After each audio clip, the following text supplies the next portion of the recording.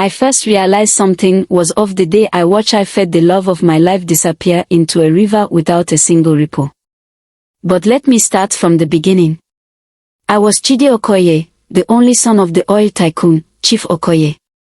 My life was laid out in gold, expensive cars, private jets, and more money than I could ever spend. Yet, there was an emptiness I couldn't shake, a gnawing hunger for something real. That was when I met Amara. I was at the University of Lagos campus, picking up my cousin after her final exam. That's when I saw her, a slender girl with skin like polished mahogany, hair in neat twists, and eyes so deep they seemed to hold secrets older than time. She walked past me in a yellow sundress, her steps light, her presence magnetic. "Excuse me," I called out, hardly believing my audacity. She turned, her lips curving into a half-smile. "Yes. I just wanted to say you're beautiful." She laughed, a sound like wind rustling through leaves. "And you're not the first to say that. Have a good day, sir." But I wasn't letting her go that easily. I found her again the next day. She worked part-time at a cafe on campus. Her name was Amara, a final-year law student, sharp-tongued, and uninterested in my wealth. She told me up front, "I don't need your money, Chidi. If you want to spend time with me, I'll take honesty over gifts." Yet, I couldn't resist spoiling her. I bought her little things, a necklace shaped like a crescent moon, books she mentioned in passing, and even flew her to Zanzibar for a weekend when exams were stressing her out. She accepted the gestures, but only after I promised they came with no strings attached. Our connection was electric, and our physical chemistry was undeniable. We'd steal moments wherever we could, in my car parked in secluded corners, on the balcony of my penthouse overlooking Victoria Island, even on the soft sands of a private beach in Seychelles. Every encounter felt like we were the only two people in the universe. But Amara was guarded. She never talked about her family or childhood. When I pressed, she would just smile and say, "One day, you'll understand." My friends didn't trust her. "Chidi, be careful," my closest friend, Emeka, warned. "Girls like that have their own agenda." My parents were even harsher. "She's not our kind," my mother said. "She doesn't belong in this world." But I didn't care. I was in love. I proposed to Amara one evening on the shores of Lake Como. She didn't say yes right away. Instead, she stared at the water, her face unreadable. Finally, she said, "Before you marry me, you need to meet my family." We traveled to her village, a remote community surrounded by lush forests and crisscrossed by rivers. Her family lived in a compound near the largest river I'd ever seen. The moment we arrived, the air changed. It was thicker, charged with an energy I couldn't describe. Her relatives greeted us warmly, but their eyes seemed to study me as if they knew secrets about me I didn't even know myself. That evening, we gathered by the river for what Amara called a blessing ceremony. She stood barefoot on the riverbank, her yellow dress replaced by a flowing white gown. Her beauty was otherworldly, and as she stepped into the water, it was as if the river welcomed her. The water swirled around her feet, glowing faintly under the moonlight. "Amara!" I shouted, panic rising as the water reached her waist. But she turned to me, her eyes shimmering like liquid gold. "Chidi," she said, her voice soft but echoing with power, "I am not just Amara. I am the daughter of this river, a goddess bound to its currents. My love for you is real, but you must decide if you can accept me for who I truly am." My legs gave way, and I fell to my knees. The villagers bowed their heads, chanting words I couldn't understand. Amara's body shimmered, dissolving into the water, only to reappear moments later, standing before me, whole and radiant. The truth hit me like a wave. This was the woman I had traveled the world with, shared my soul with, made love to under countless stars. She was no ordinary woman. She was divine. When I told my parents, the reaction was explosive. My mother cried, saying, "She has tied you down with something. Chidi, this isn't normal." My father was angrier. "If you don't leave that girl, you're no son of mine. I will cut you off, Chidi. No inheritance, no support. Do you hear me?" Their words cut deep, but my love for Amara was stronger. I couldn't leave her, not after everything we had been through. "If that's what it takes, then so be it," I told them, my voice trembling but resolute. "I choose her." True to his word, my father froze my accounts the very next day. I couldn't access a single naira. The sleek cars, the luxurious penthouse, the private jet, all gone. I moved into a modest apartment on the outskirts of Lagos, far from the life of opulence I had always known. My friends drifted away, their loyalty tied to the wealth I no longer had. Life became difficult. I took up freelance consulting jobs to make ends meet, struggling to provide for myself and Amara. She insisted on contributing, taking on legal internships and odd jobs to help pay our bills. But the strain was evident. One evening, as we sat in our tiny living room, she turned to me with tears in her eyes. "Chidi, this isn't fair to you," she said, her voice trembling. "I've brought nothing but hardship into your life. Your family is tearing apart because of me. Maybe it's better if I leave." Her words cut deeper than anything my parents or friends had said. "Amara, don't you dare," I replied, my voice firm despite the lump in my throat. "You are my family now. If I have to start from nothing, I'll do it. But I'm not losing you." She cried in my arms that night, and I held her tightly, silently vowing to prove that our love was worth any sacrifice. Every struggle we faced only strengthened my resolve. I knew I had made the right choice, even as the world tried to tell me otherwise. But a new challenge arose, one Amara tried desperately to face alone. A month after our lives were upended, she began to feel unwell. At first, she dismissed it as stress. But when the nausea persisted, and her appetite became unpredictable, she knew something was different. One afternoon, while I was out walking, she bought a pregnancy test. The two faint lines confirmed what she had suspected: she was pregnant. Amara's heart was a whirlwind of emotions. She was overjoyed at the thought of carrying our child, but fear quickly followed. How could she tell me? Our lives were already fraught with challenges. My family had disowned me, my wealth was gone, and we were barely scraping by. The last thing she wanted was to add more pressure to my already burdened shoulders. For weeks, she kept the secret to herself. She made excuses to avoid intimacy, claimed she wasn't hungry when I cooked, and tried to hide her bouts of sickness.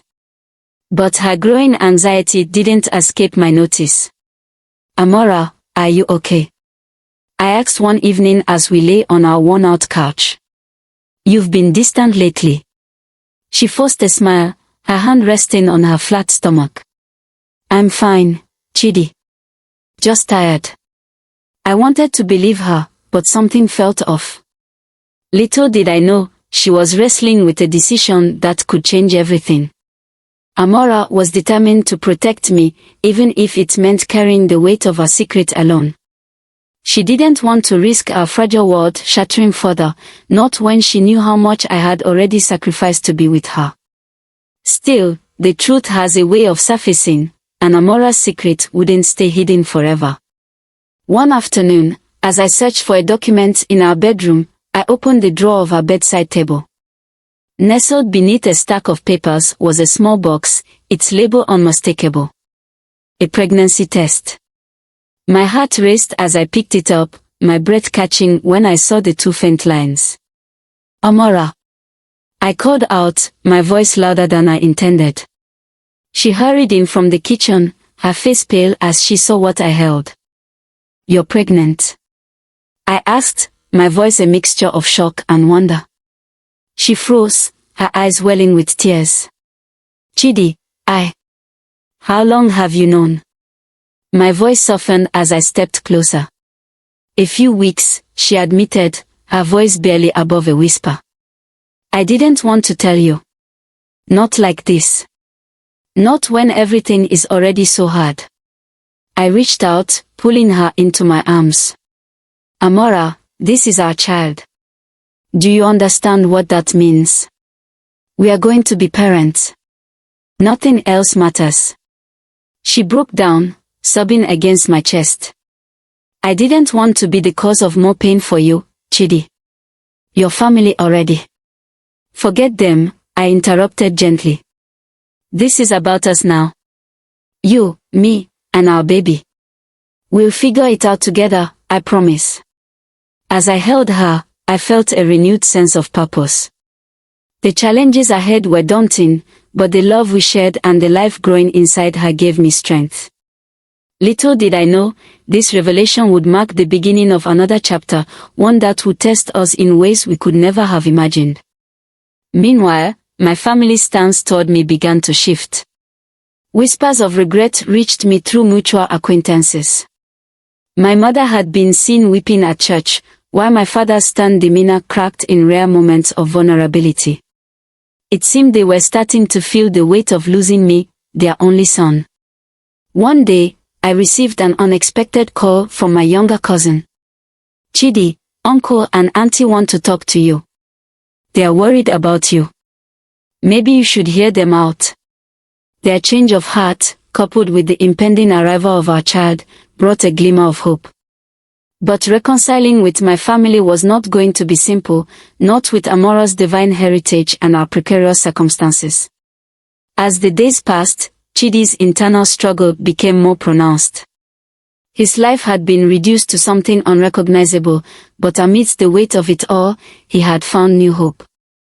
Amara's pregnancy had ignited something in him, a fierce determination to forge ahead, no matter the obstacles. But there was a part of him that longed to make peace with the family he had once known, especially as whispers of regret began to filter through the grapevine. The news of his impending fatherhood spread through the extended family like wildfire. His cousins, once eager to distance themselves from him, now began to reach out, softening their tone. One afternoon, his younger cousin, Kemi, called him with an unexpected message. Chidi, Kemi's voice came through, filled with uncertainty. Uncle and auntie want to talk to you. They've been asking about you. Maybe you should hear them out. It's been hard on them, too. Chidi paused. A mixture of emotions swirled within him, anger, betrayal, but also a faint glimmer of hope. The idea of sitting across from his parents again, of seeing them with different eyes, unsettled him. But the idea that they might be open to listening was too tempting to dismiss. I'll come, he replied, his voice steady despite the turmoil he felt. Amara, who had been sitting beside him, gave him a look that spoke volumes, a silent understanding that she would stand by him, no matter what. The following Sunday, Chidi found himself at his parents' grand house in the heart of Ikoyi. The mansion that had once been filled with laughter, grand parties, and an air of invincibility now seemed hollow to him. The polished floors, the antique furniture, the vast space, it all felt so foreign, so distant. He took a deep breath before stepping inside. His mother, always the first to react, rushed forward with tear-filled eyes. Chidi, my son, she said, her voice cracking as she hugged him tightly. We've been so worried. I didn't understand, but I do now. I see what you've done, the life you've chosen. And I'm sorry. I'm so sorry for pushing you away. His father, who had always been a pillar of strength and authority, stood behind her, arms crossed but with a softness in his eyes that Chidi had never seen before. The rigid man who had once demanded Chidi's obedience, who had threatened to sever their bond completely, now seemed like a shadow of the man he had once been. Chidi, his father's voice faltered for a moment. I was wrong. I let pride blind me. You're my son, and I should have supported you, no matter the path you chose. Chidi's chest tightened as he took in the unexpected words. The walls he had spent so many years building around himself began to crumble, piece by piece. He looked between his parents, their faces a mix of regret and hope, and realized that maybe, just maybe, the rift could be healed.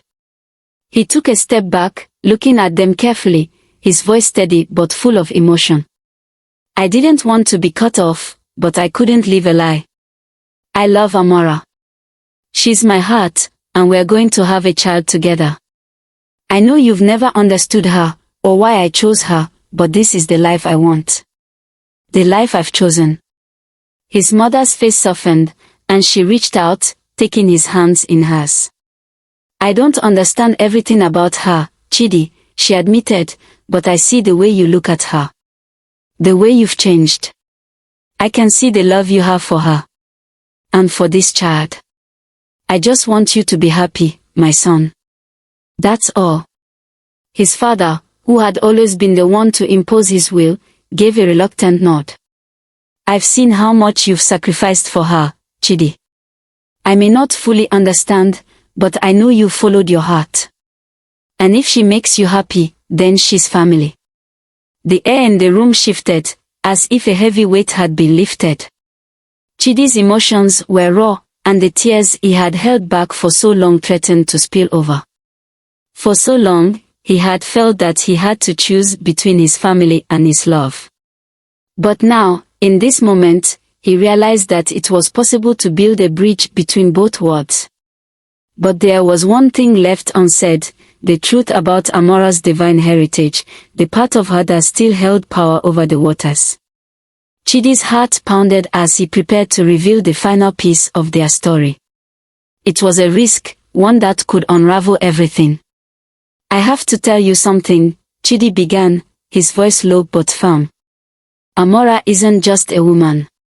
She's the daughter of the river. A goddess.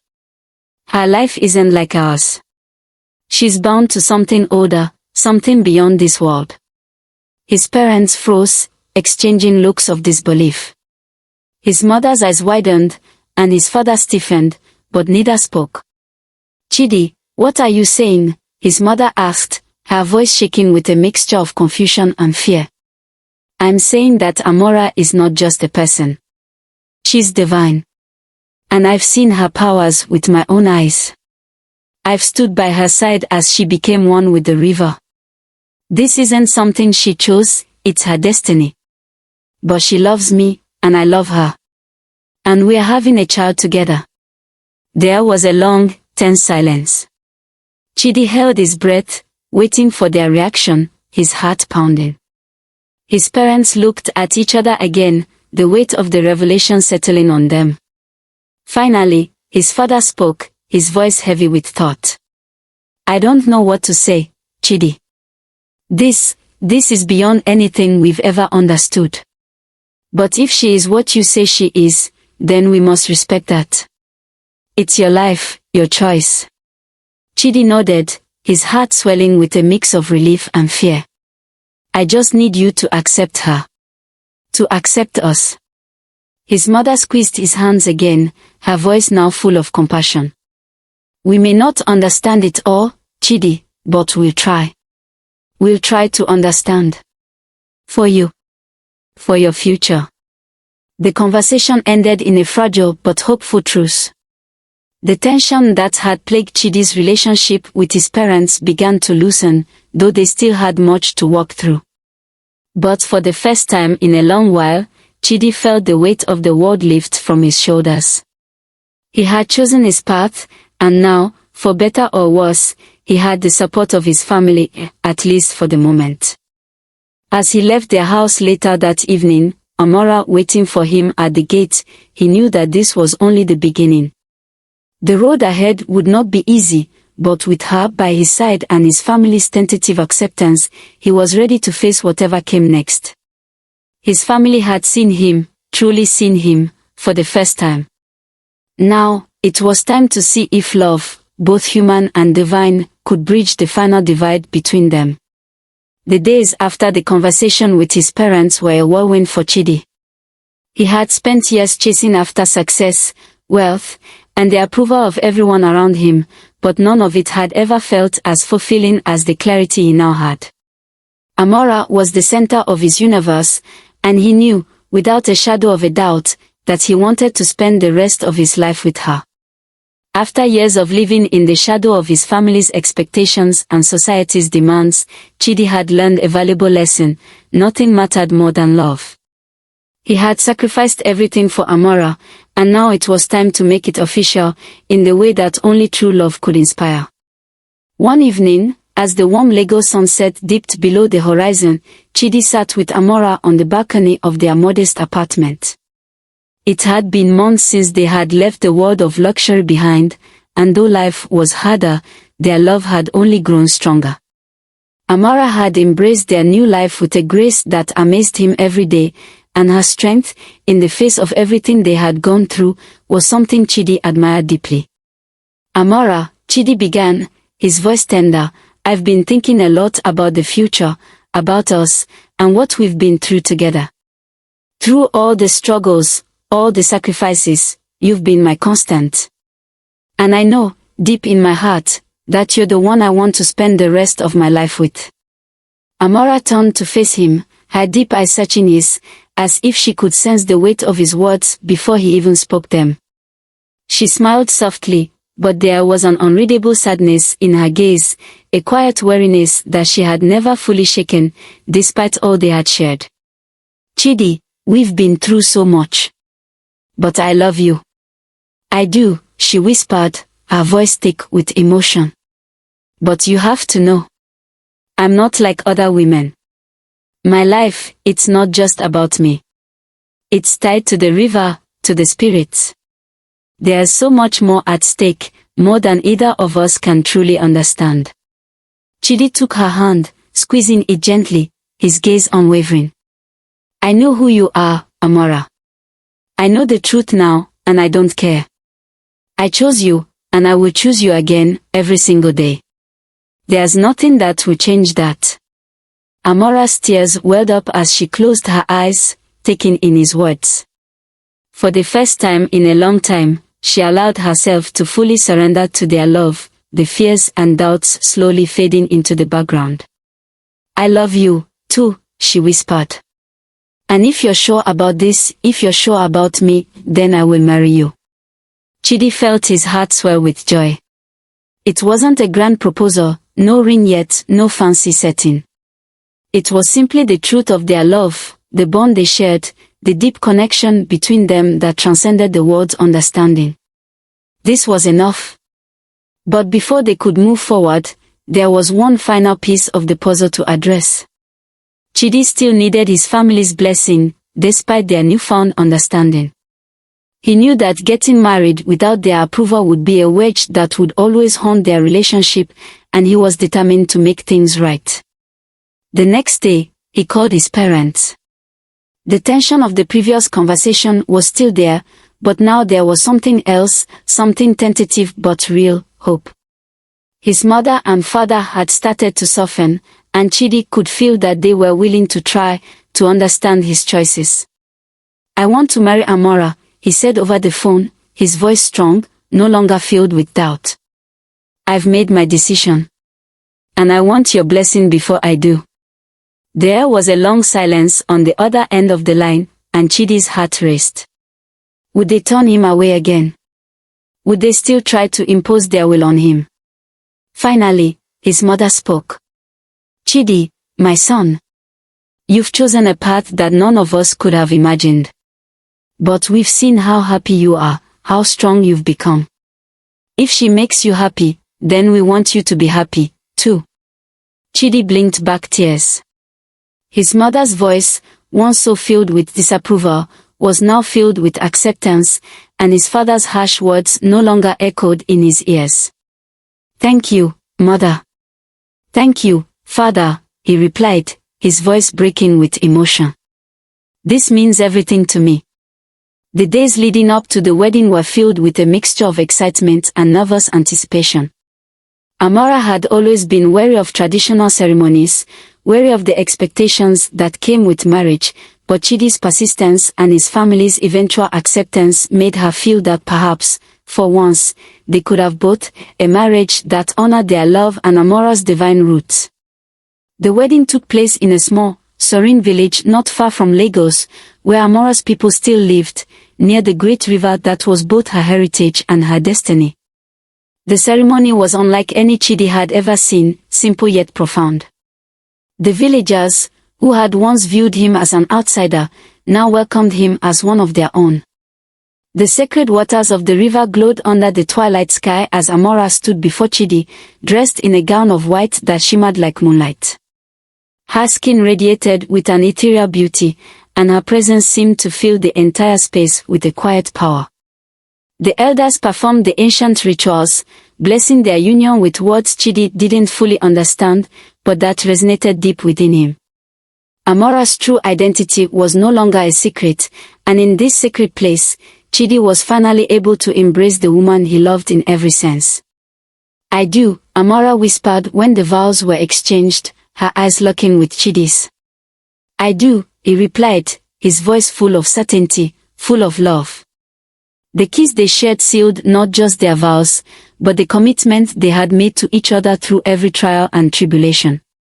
In that moment, with the river flowing serenely behind them, Chidi knew that they had triumphed over the forces that had tried to tear them apart. He had chosen Amara, her divine essence, her love, and everything she represented, and nothing would ever change that. Their journey had only just begun, but they walked forward together, hand in hand, ready to face the world as one. With the blessing of their families and the power of the river behind them, Chidi and Amara's love was unstoppable.